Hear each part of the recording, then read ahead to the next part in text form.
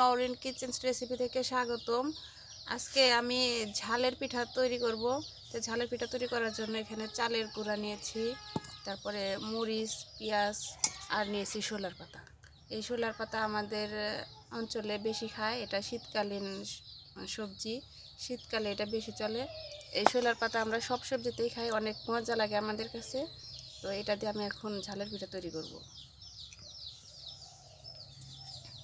এখন মরিচগুলো এইভাবে গোল গোল করে কেটে নিতে হবে।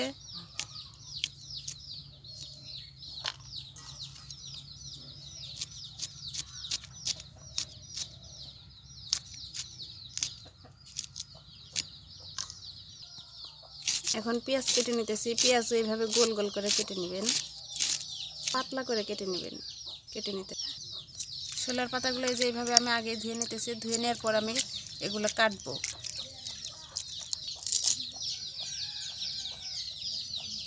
শোলার পাতা এইভাবে কুচি কুচি করে কেটে নিতে হবে।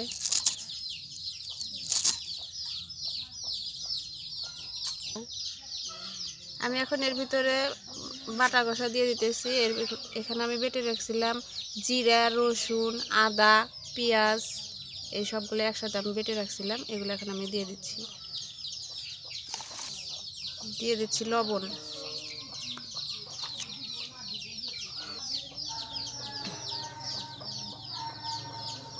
দিয়ে দিচ্ছি হলুদ নেব।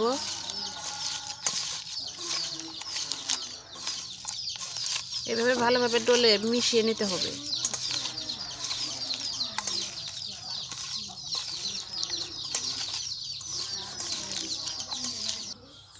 এখন আমি এর ভিতরে চালের গুঁড়াগুলো দিয়ে দেব। চালের গুঁড়া দিয়ে মাখিয়ে নিতে হবে।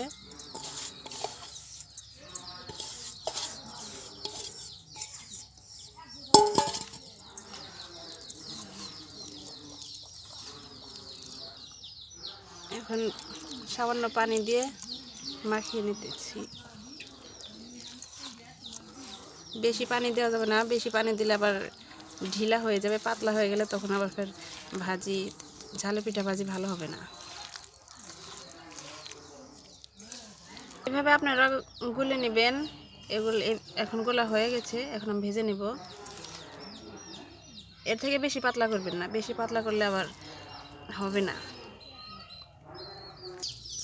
কড়াইতে এখন আমি তেল দিয়ে দিচ্ছি।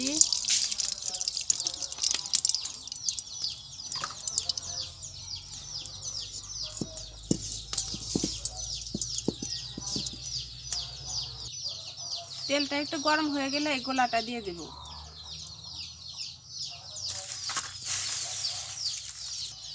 তেল গরম হয়ে গেছে, এখন আমি গোলাটা দিয়ে দেব।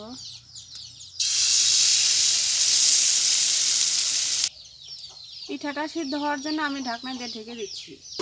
ঢাকনা দিয়ে ঢেকে দিলে সিদ্ধ তাড়াতাড়ি হয়। পিঠাটা এখন উপরে সিদ্ধ হয়ে গেছে, এখন আমি উল্টে দেব।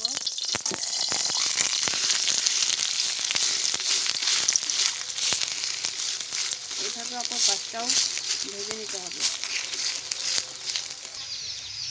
পিঠাটা ভাজা হয়ে গেছে, দেখুন অনেক মুচমুচে হয়েছে।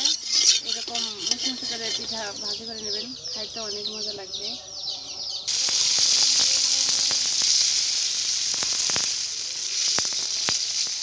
এই পিঠা ভাজার সময় জালটা একটু আস্তেই দিবেন, বেশি জোরে জাল দিলে কিন্তু নিচে পুড়ে যাবে। এই যে আমার পিঠা তৈরি হয়ে গেছে, দেখুন কেমন হয়েছে, দেখতে অনেক সুন্দর লাগছে। তো আমার এই রেসিপিটা যদি আপনাদের ভালো লেগে থাকে তাহলে অবশ্যই আমার চ্যানেলটিকে লাইক, কমেন্ট, শেয়ার করবেন, সাথে সাবস্ক্রাইব করতে ভুলবেন।